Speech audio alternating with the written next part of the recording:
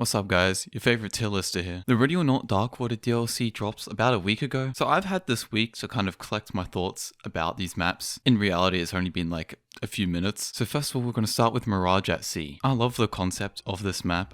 Going onto a yacht, I actually didn't expect this. Bear in mind, I haven't seen any spoilers for this DLC beforehand. I saw it when it released, so I knew literally nothing coming into this, and I really liked the idea of it, and I think it's executed really well. There's like a section that I remember specifically, which is kind of just a cool attention to detail part, where there's like a horn that you can play with, kind of, I guess you could say, and there's also some like lore thing tied in with like radio or whatever. There's like an emergency, I don't even remember what it was, alarm system thing that you can turn off. I don't actually know if it does anything, but it's cool that it kind of get the ability to do that sort of stuff. I think that the map design of this, I'm no game designer, ooh, what a shocker, right? I thought that the layout was done really well. Your experience will probably be different, but I didn't have any enemy AI like at the very bottom or at the very top of the yacht. This has two hidden objectives. One of them I think was like a dead body. The other one, I think it was blood. That's about it. But yeah, I really like this map. I think it's bueno. I don't have any complaints about it. So like, you know, that sounds like S tier. Wow, no complaints. What a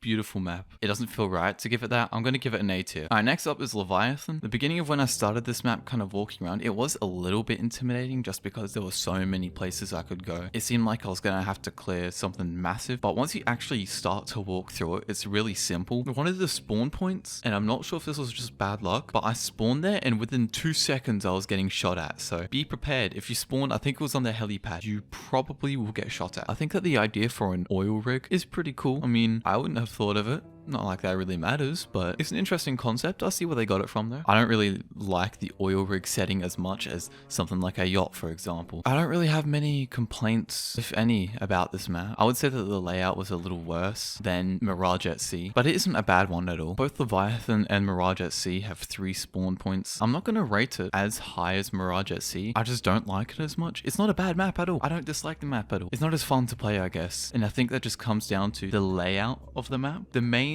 gist of it is the outside area is kind of open, and then there's like an inner bit which is all enclosed, and I guess that is probably the actual layout of an oil rig. I haven't been on one, so it is realistic from that sense. I just don't enjoy that as much, so I'm going to put it at B tier. It's a good map though. And for the final one, 3-letter triad, this one actually has 4 places to spawn instead of 3. I think overall it's a good map. You had a map on a yacht, you had a map on an oil rig. This one, I don't know if this is like on an island or something, so I don't think it fits as much. Well, there's probably something that I'm missing out of. With that said though, I think it's a pretty good map. There's a lot more open space, and it mainly follows the structure of just being one building. It's a big building, but just one building. I don't think this one has any hidden objectives. There's a little bomb thing. I don't know what happens if you just leave it while it's unstable. I hope it blows up, but I haven't tried it personally. It's definitely a bigger map compared to Mirage at Sea and Leviathan. So if you like those bigger maps, I think that you'll probably enjoy this one more. It's kind of run down as well. But if I'm judging this solely based off how enjoyable it was to play, I'd say probably more than Leviathan, but less than Mirage at Sea. I'm going to put it in an A tier. A little bit worse than Mirage at Sea, a little bit better than Leviathan, but I'd have no problems putting it like above Leviathan, but still in B tier. But I'm gonna keep it in A. Yeah, I think I'll go with that. So yeah, that is my official Darkwater DLC tier list.